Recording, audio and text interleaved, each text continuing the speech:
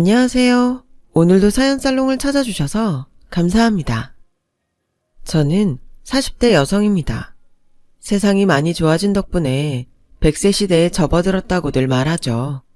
몇 년 있으면 저도 평생의 중간기점을 맞이하게 되는데요. 그래서일까요? 요즘 들어 솔솔 불어오기 시작한 봄바람이 저를 자꾸만 중년의 감상으로 이끌기 때문일까요?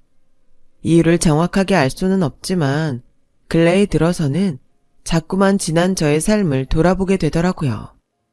만만치 않았던 우여곡절의 삶. 그때마다 매번 드는 생각이 하나 있어요. 진짜 무서운 건 돈도 아니고 가난도 아니고 바로 사람이다 하는 생각 말이에요. 자식이라고는 저 하나밖에 없는 과부인 친정어머니의 젊은 시절은 가난했어요. 그 가난을 극복하기 위해 모진 고생을 다 이겨내며 살아오셨고 제가 사춘기에 접어들 무렵에서야 고정된 직장을 갖게 되셨죠. 그곳은 바로 호스피스 병동이었는데요. 당시 저는 어린 마음에 친정어머니의 직업이 썩 내키지는 않았어요. 왜? 엄마가 하는 일이 창피해서 그러니? 엄마도 참 내가 언제 창피하다고 했나? 딸 자식 입장에서는 걱정을 안 할래야 안 할 수가 없는 일이라는 소리지. 호스피스 병동이 어디가 어때서? 더울 때 에어컨 바람 나오겠다. 추울 때는 히터 따뜻하게 잘 나오겠다. 그렇다고 몇몇 직업들처럼 위험을 감수해야만 하는 일도 아니잖아. 그냥 솔직히 그렇잖아요. 거기가 그냥 병원이래? 호스피스 병동이면 죽음을 앞둔 환자가 평안한 임종을 맞이하기까지 잠시 머물다가는 그런 곳이잖아요. 그래서 죽음을 늘 가까이에 두고 일하는 마음이 얼마나 불편하겠냐고요. 또 엄마가 기왕이면 밝고 희망찬 곳에서 일했으면 좋을 것 같기도 하고. 예진아, 그건 오해야. 무슨 오해요? 죽음을 앞둔 환자라고 해서 그런 환자들이 모여 지내는 호스피스 병동이라고 해서 희망이 없는 건 아니야. 당장에 처해 있는 상황이 얼마나 어렵든지 간에 사람 사는 건 결국엔 똑같은 법이거든. 우리 환자분들도 남들처럼 봄에 필 꽃을 기다리고 가을에 질 낙엽을 기다리면서 그렇게 나름의 소망 하나씩을 가슴에 품고 살아가니까. 여튼 긍정왕이야. 누가 우리 엄마 아니랄까봐. 정 그렇게 걱정이면 엄마가 일하는 병동 한번 겨눠가 볼래? 친정어머니의 말씀이 진짜더라고요. 전 호스피스 병동이라고 하면 우중충한 죽음의 그림자가 늘 드리워져 있을 것이라고만 생각했었는데요. 막상 가보니 병동의 환자들과 근무하는 사람들의 삶은 저희의 삶과 크게 다르지 않았어요. 소소한 일상의 행복도 있었고 내일을 향한 희망들도 있었어요. 제 예상이 완벽하게 틀렸던 거죠.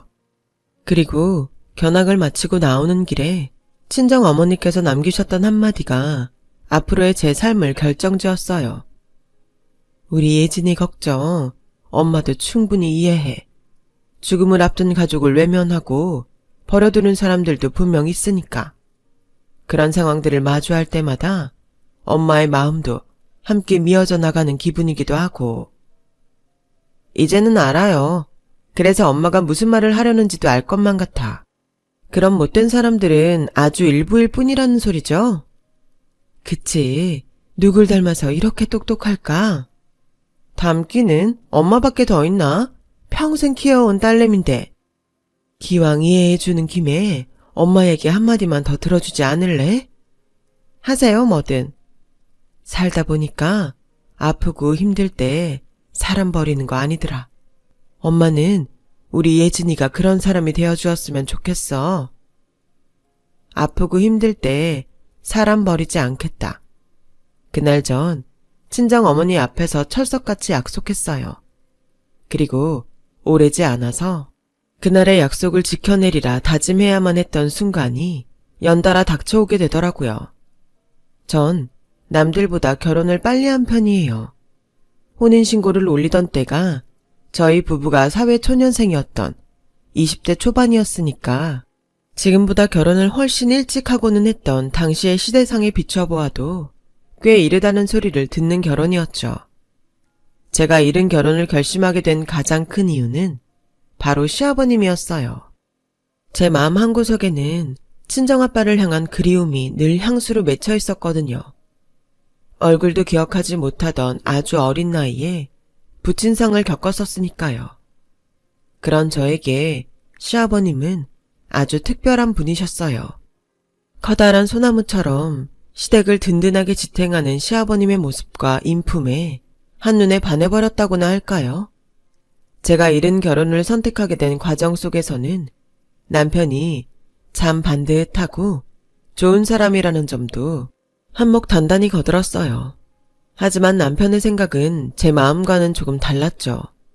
공인회계사를 꿈꾸고 있던 남편은 가장 노릇을 제대로 하지 못하게 되지는 않을까 하는 걱정에 빠져 있었어요. 그럴 만도 했던 것이 당시 남편은 공인회계사 시험에 몇 차례 낙방한 상황이었거든요. 가뜩이나 대한민국에서 어렵기로 손에 꼽는 공인회계사 시험. 더욱이 남편은 배운 일이 도둑질이라고 평생 공부밖에 모르고 살아왔던 남자. 상황이 이러니 저 또한 남편의 고민을 충분히 공감할 수 있었죠. 알아. 당신 마음 충분히 이해해. 자신의 미래조차 불확실한 상태에서 섣불리 결혼을 결정할 수는 없을 테니. 이해해줘서 고마워. 그니까 우리 결혼은 있잖아. 아니, 그럴수록 난 우리 결혼을 서둘러야 된다고 봐. 남편이 와이프를 먹여 살려야 한다는 건 어쩌면 편견일지도 모르잖아. 대기업까지는 아니라지만 나 안정적인 직장 있어. 당신 회계사 되기까지 충분히 뒷바라지해줄 능력 된다고. 당신한테 미안해서 그러지. 정 미안하면 나중에 호강시켜주면 돼. 회계사 된 다음에.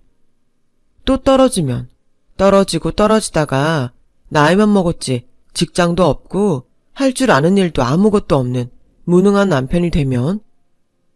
결혼 시작도 전에 왜 무능한 남편 될 생각부터 해? 왜 벌써 떨어질 생각부터 하냐고. 쉬운 시험이 아니니까. 그래서 우리가 하루라도 빨리 결혼해야 된다는 거야. 행복은 나누면 2배가 되고 고통은 나누면 반이 된다잖아. 자기야, 아프고 힘들 때 사람 버리는 거 아니랬어. 당장 장모님 되실 분께서 하셨던 말씀이자 약속이야. 그래서 나 당신 놓을 수가 없겠어. 당신이 아니라 그 누구라도 아프고 힘들 때 버리지 않을 거야. 그니까 우리 결혼하자. 바로 그 순간이 친정 어머니와의 약속을 지켜내리라 마음먹은 첫 순간이었어요. 덕분에 저희 부부는 결혼을 약속하게 되었는데요. 그러나 끝내 결혼식을 올릴 수는 없었어요. 결혼식 전날 남편으로부터 한 통의 비보가 도착했거든요. 비보를 접한 저는 하객들에게 결혼식이 취소되었다는 소식을 전하는 한편으로 병원 응급실로 향했고 그곳에서 피투성이에 의식불명 상태로 누워 계신 시아버님의 모습과 마주하게 되었어요. 끔찍한 교통사고였어요. 참, 이걸 불행 중 다행이라고 해야 할까요? 세상 어느 누가 감히 그렇게 말할 수 있을까요? 시아버님께서는 마주오던 덤프트럭과 정면 추돌 사고에도 불구하고 목숨을 잃지는 않으셨어요. 여기서 그친 일이었다면 다행이라고 말할 수 있겠지만 긴 수술 끝에 의식을 되찾은 시아버님은 애석하게도 스스로 거동을 전혀 할 수 없는 처지가 되고야 말았어요. 목 아래로 전신마비 판정을 받았거든요. 시아버님 앞에서는 한치의 흔들림 없는 모습만을 보이던 남편은 뒤로는 분명 무너져 내리고 있었고 바로 그 순간이 제가 아프고 힘들 때 사람 버리지 않겠다고 했던 약속을 지키겠다고 마음먹은 2번째 순간이었어요. 전 시아버님을 평생 병수발 들기로 다짐했어요. 왜 굳이 며느리인 저까지 전면에 나섰냐고요? 남편 외에 다른 자식은 없었어요. 남편은 저처럼 외동이었거든요. 시모는 사실 시모가 제일 문제였어요. 이전까지만 해도 평범한 사람이었던 시몬은 시아버지의 반신불수 판정 직후부터 이상하게 변해가기 시작했어요. 외출이 부쩍 잦아진 시몬은 아침에 나갔다가 새벽에서야 돌아오기 일쑤였고 어느 날부터는 아주 며칠씩 집에 들어오지 않아 버리더라고요. 심지어 늘 싸구려 향수 냄새와 술 냄새를 풍겨댔죠. 시아버지의 병상을 지키는 일이요. 제 기억에는 단 하루도 없었어요. 어른들에게 참 예의 바르고 싹싹하다는 칭찬들을 달고 다녔던 제가 오죽했으면 시모에게 대놓고 대들었겠냐고요.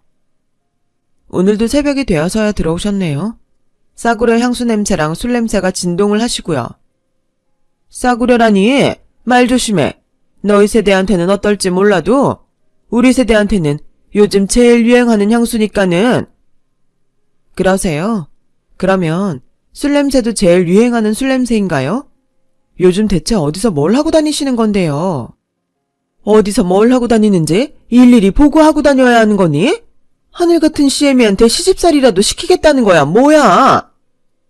시집살이가 아니라 가족으로서 당연히 해야 하는 일을 전혀 신경도 안 쓰시니까 문제인 거죠. 아버님께서 어머님은 오늘 또 어디 가는지 물어볼 때마다 제가 얼마나 민망한 줄 아세요? 꼴에 마누라 찾아대기는? 하기사, 사내놈의 것들은 나이 차면 부인밖에 없다고 하기는 하더라. 아, 무슨 말씀을 그렇게. 진짜 해도 너무하시네요. 아버님이 평소에 어머님이라면 얼마나 끔찍했는지는 벌써 다 잊으신 거예요? 다 지나간 옛일 운운할 거 없고 너나 정신 똑바로 차려 이거사. 손가락 하나 까딱하지 못하는 반신불수 시애비 편이나 들기 전에 이 집안의 주도권이 누구한테 있는지부터 살피라는 소리야. 오늘처럼 나한테 버릇없이 굴다가는 쥐두새도 모르게 소방 맞고 쫓겨나는 수가 있으니까. 어머님. 비슷한 다툼이 며칠에 한 번씩 반복되었고 그때마다 전 시아버님을 지켜내겠다는 다짐을 되새겼어요. 하지만 병수발이라는 것이 저의 생각처럼 쉽지만은 않더라고요. 시아버님께는 살림살이에 서툰 아들 자식의 손길보다는 섬세한 며느리의 손길이 더더욱 필요하셨어요. 그런 일들이 하나씩 쌓여가다 보니 직장생활과 병수발을 병행하기에는 현실적으로 불가능한 상황까지 이르렀고 그렇게 전 결국 직장에 사표를 내야만 했죠. 남편은 생계를 짊어지기 위해 공인회계사 시험 준비를 미뤄둔 채로 공사장을 전전하며 막일이라도 해야만 했고요. 매 순간 저희 부부는 심적인 한계를 느꼈지만 시아버지를 위한 헌신을 택한 것에 후회는 없었어요. 기약 없는 병수발을 꿋꿋하게 이겨내며 매일 밤 서로를 다독였어요. 아프고 힘들 때 사람 버리는 거 아니다. 그런 저희 부부의 모습이 시아버님 보시기에는 참 안타까웠던 모양이에요. 하기사 앞길 창창한 젊은 자식 부부의 헌신이 부모로서는 견딜 수 없는 고통이셨겠죠. 그래서였을까요? 시아버님 병수발이 1년째 접어들던 무렵 제게 넌지시 이야기를 꺼내셨어요. 있잖냐 새아가 원래는 내가 이 세상을 떠난 뒤에 전하려고 했던 얘긴데 말이다. 그런 말씀 마세요. 세상을 떠나긴요. 자식 며느리가 든든하게 곁을 지키고 있는데요. 아무리 그렇다고는 해도 미리 준비할 건 해야지. 네, 따로 유언장을 준비하기도 버거운 몸이 되어버렸기도 하고. 아버님 제발요. 마음 단단히 먹고 들어. 결혼 인사 다닐 때 배웠던 둘째 시숙 기억하지? 그 시숙을 통해서 대학가에 3층짜리 신축 원룸 건물 하나를 사두었어. 나중에 내 병수발 다 끝나거들랑 남편이랑 거기 들어가서 살거라. 3층은 통으로 가정주택인 건물로다가 일부러 찾아서 계약했어. 아버님이 무슨 돈이 있으시다고요? 교통사고 보험금이랑 내 평생 이래저래 모아둔 돈이랑 해서 마련했지 뭐. 아니요, 절대 받을 수 없어요. 다음에요. 받아주어야 해. 그래야 내가 훗날에 눈을 감을 일이 생기더라도 마음 편히 감지. 이대로는 고맙고 미안해서 쓰겠니? 병수발은 고마워하셔도 돼요. 그치만 미안해하실 것까지는 없잖아요. 자식이자 가족으로서 당연히 해야 되는 일인데요. 하필이면 결혼 전날에 사고가 나버리는 바람에 너희 결혼식도 못 올렸잖니. 혼인신고만 덜렁 해놓고 사는 너희 모습을 볼 때마다 안타까웠어. 많이 미안하기도 하고.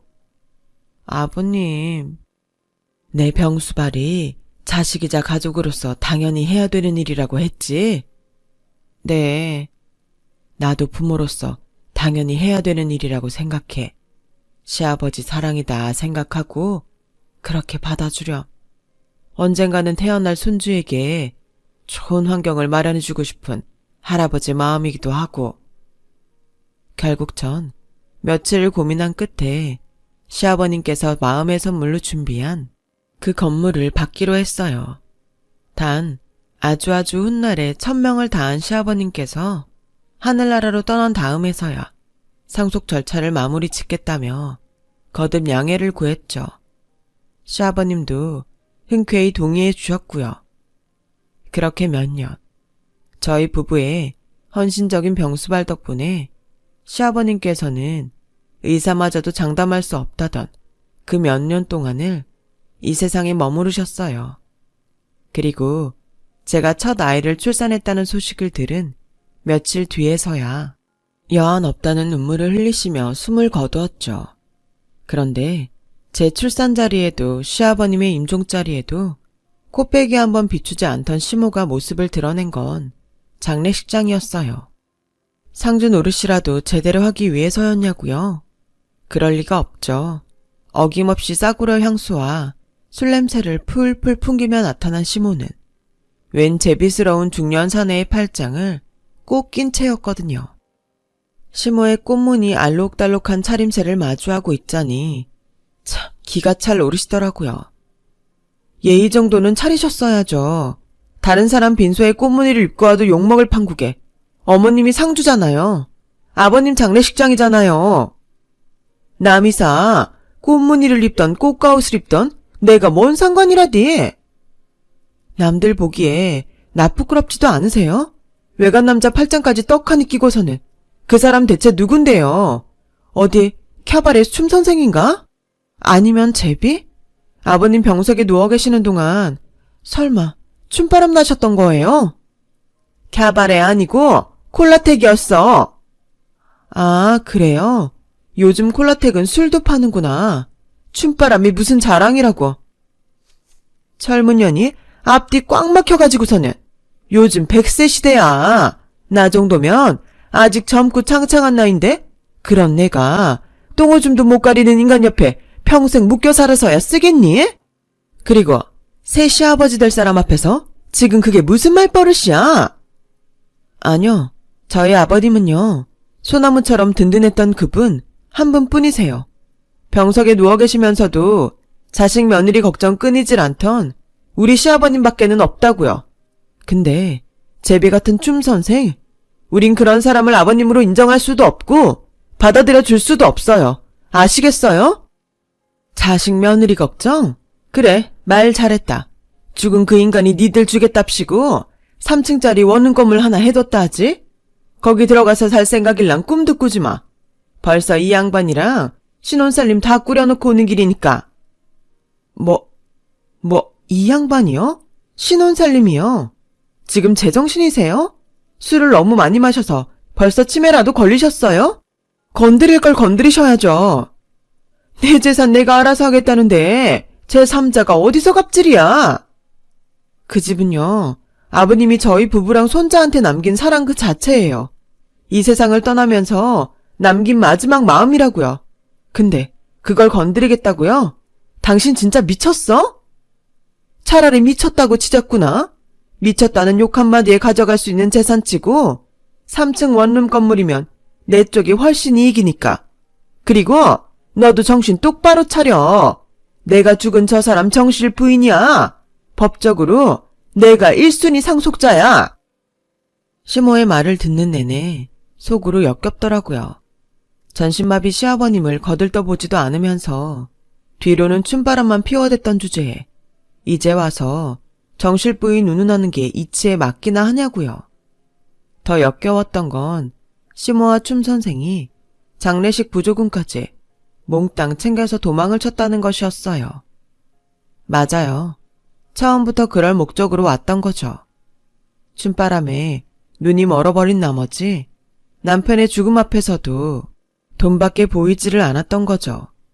결국에는 사람의 탈을 뒤집어 쓴 짐승이라는 사실을 스스로 증명했던 거고요.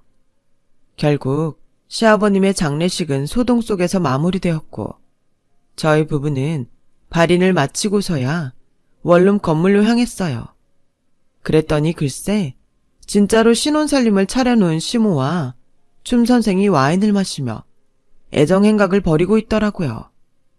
저희 부부는 그런 모습을 마주한 것만으로도 토악질이 나올 지경이었고 시모와 보고 살지 않겠다 다짐했어요.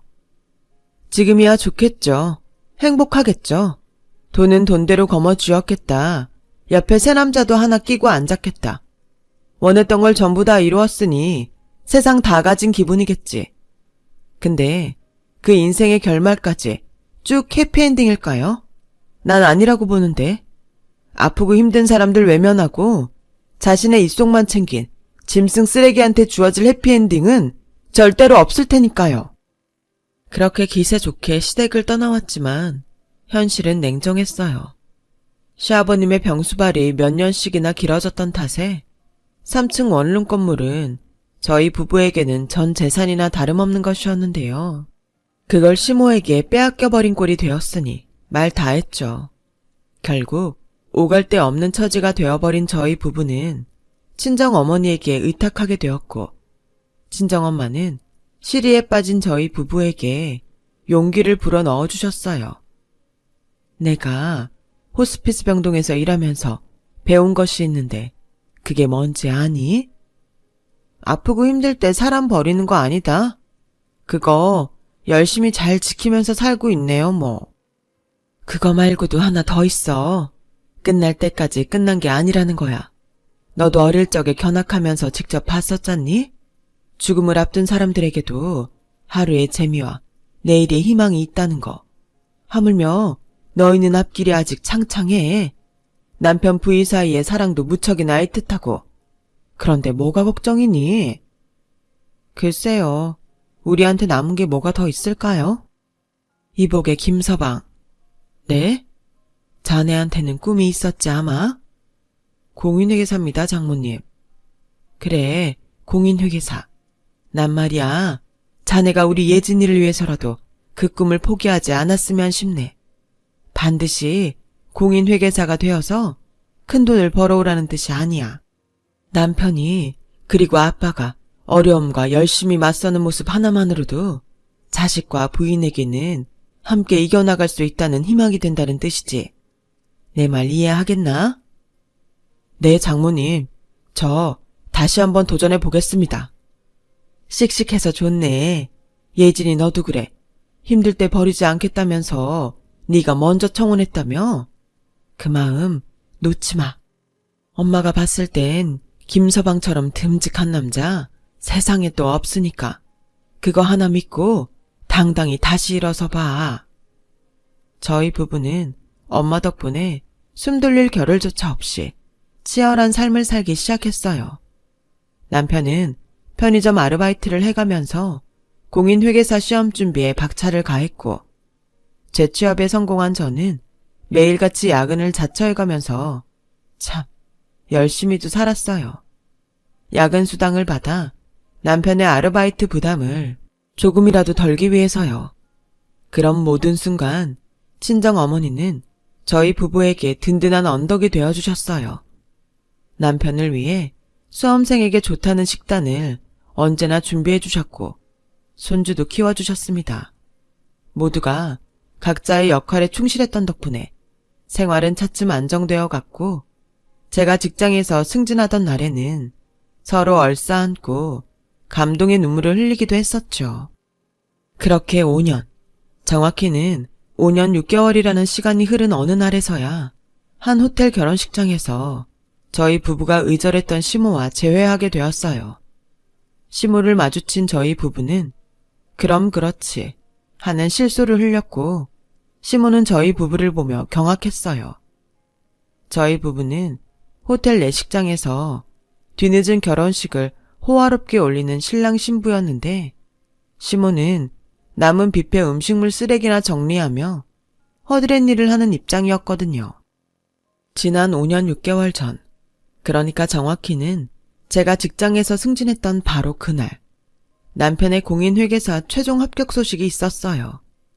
또 얼마 지나지 않아 대형 회계법인에 떡하니 취직까지 했고요.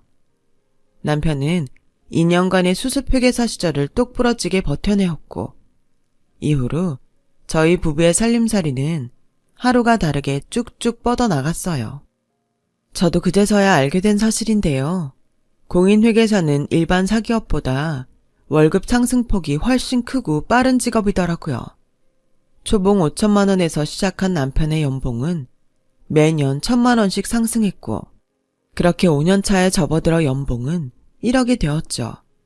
물론 각종 성과급들은 제외한 순수 연봉만 따진 금액이니 꽤나 수입이 좋았습니다. 물론 저 또한 한몫 단단히 거들었어요. 직장 생활하며 알뜰살뜰 모아온 자금을 바탕으로 실버 산업에 재테크를 했고 아주 큰 성공을 거두었거든요. 이처럼 경제적으로 남부럽지 않은 가정이 된 저희 부부는 저희 부부가 결혼식을 치르지 못한 일이 늘 아쉬움이셨던 친정엄마의 걱정을 덜기 위해 호텔 결혼식을 준비했던 것이었고요. 돌아가신 시아버님도 걱정하셨던 부분이었고요. 반면 저희 부부의 전재산이나 다름없었던 3층 건물을 빼앗아 갔던 시몬은 대체 왜 결혼식장에서 남은 뷔페 음식물 쓰레기나 정리하는 신세가 되었을까요? 친척들 통해서 소식은 종종 듣고 있었어요. 사실 크게 놀랍지도 않더라고요. 늙음하게 춤바람 나서 자식이고 나발이고 다 팽개친 여편네의 결말이야 뻔할 테니까. 춤선생한테 전재산 싹 가져다 바치고 버림당했다면서요. 그 와중에도 정신 못 차리고 환심 사보겠답시고 빚까지 내가면서 명품 선물 줄줄이 해대다가 빚쟁이의 알거지까지 돼버렸고. 그럼 니들은 그 얘기를 다 듣고도 모르는 척 연락 한 번을 없었다는 거니? 천벌을 받을 것들. 배 아파 낳아준 부모한테 어떻게 그럴 수가 있어? 말은 바로 하죠. 배 아파 낳은 자식 잘난 건 당신이고 지금 당신 처지야말로 천벌이지. 이것이 근데? 말 조심해요. 허드렛 일이나 하는 주제가 큰 소리 낼 자리가 아니야. 우리가 컴플레인 한마디만 걸면 그나마 일용직 일자리마저도 없어질걸? 그럼 그 제비 춤 선생님한테 갖다 바치느라 쌓여버린 빚더미는 무슨 수로 갚으려고. 그러지 말고 이제 그만 화해하자꾸나. 살다 보면 이런 일 저런 일 다 있는 거지. 괜히 다 지난 옛날 일로 트집이나 잡지 말고 가서 한복이나 한 벌 준비해와. 기왕이면 싸구려 말고 장인이 직접 만든 한복이었으면 좋겠구나. CM이 사회적인 체면이 있지. 이 와중에 명품 한복? 고생 덜 하셨나봐. 아직 정신 못 차린 걸 보면. 남자한테 정신 팔려서 악다구니 칠 때는 언제고 자식 내외가 호텔에서 결혼식 치를 만큼 성공했다니 한복 떡하니 차려입고 혼주행세 하시게? 왜요? 장례식 부조금처럼 우리 축의금도 도둑질해보지 왜? 너 보기보다 꽁한 구석이 있구나. 이게 다 너희를 위해서야. 혼주 없는 결혼식이라고 뒷말 나올성 싶어가지고. 글쎄, 아직도 모르겠어요. 친척 어른들이 왜 우리 결혼식을 당신한테 숨겼을까? 또 시아버님 장례식장에 춤선생 팔짱 끼고 나타난 당신을 목격했던 조문객들하고 오늘 우리 결혼을 축하해주러 온 하객들하고 다른 사람들일까? 이미 당신은 나랑 남편이 사는 세상으로부터 몹쓸 여편네라고 완전히 낙인 찍혔다는 거잖아. 꼭 이런 식으로 나와야겠니? 그래, 좋아. 그렇다면 없는 사람처럼 얌전히 꺼져주마. 대신? 다만 몇 푼이라도 도와주면 안 되겠니? 요즘 진짜 너무 많이 힘들어서 그래. 우리 식구들 전부가 힘들었던 시절이 있었죠. 기약 없는 병수발 드는 나랑 남편이나 자식에게 의존할 수밖에 없었던 시아버님이라. 다들 너무 버거웠어. 하지만 당신은 어쨌더라? 우리에게 눈길이나 한번 줘봤던가? 아니잖아. 아프고 힘들 때 사람 버리는 거 아니라면서, 맞아요. 아프고 힘들 때 사람 버리는 거 아니죠. 근데 앞뒤가 바뀌었잖아. 당신이 우릴 버린 거지. 잘 들어요. 앞으로 만나는 일 없을 겁니다. 도움 주는 일 더더욱이 없을 거고. 그니까 앞으로 빈대부터 먹을 생각하지 마세요. 그렇게 저희 부부는 모두의 축복을 받으며 늦은 결혼식을 올렸어요. 혼인신고만 해두고 살아온 자식에 대한 친정 어머니의 아쉬움을 훨훨 날려가면서요. 진짜 무서운 건 돈도 아니고 가난도 아니고 바로 사람이다 하는 생각을 다시 되새겨 보아요. 타인의 마음에 상처 입히는 건 다름 아닌 인간 같습니다. 반면에 아프고 힘들 때 사람 버리는 거 아니다라는 친정 어머니의 말 또한 되새겨 보았어요. 그것도 곰곰이 생각할수록 맞는 말씀이더라고요. 상처 주는 것도 사람이지만 세상을 살아가는 데 있어서 가장 의지가 되는 존재 또한 사람이니까요. 저 또한 제가 소중한 사람에게 힘이 될 수 있는 사람이길 바라봅니다. 여러분께 삶에서 많이 힘든 순간을 이겨내게 해줄 인연이 옆에 있기를 바라며 항상 행복하세요. 여러분, 사연 댓글에 응원과 현명한 조언 부탁드려요. 좋아요와 구독은 저에게 큰 힘이 됩니다. 오늘도 좋은 일 가득하세요.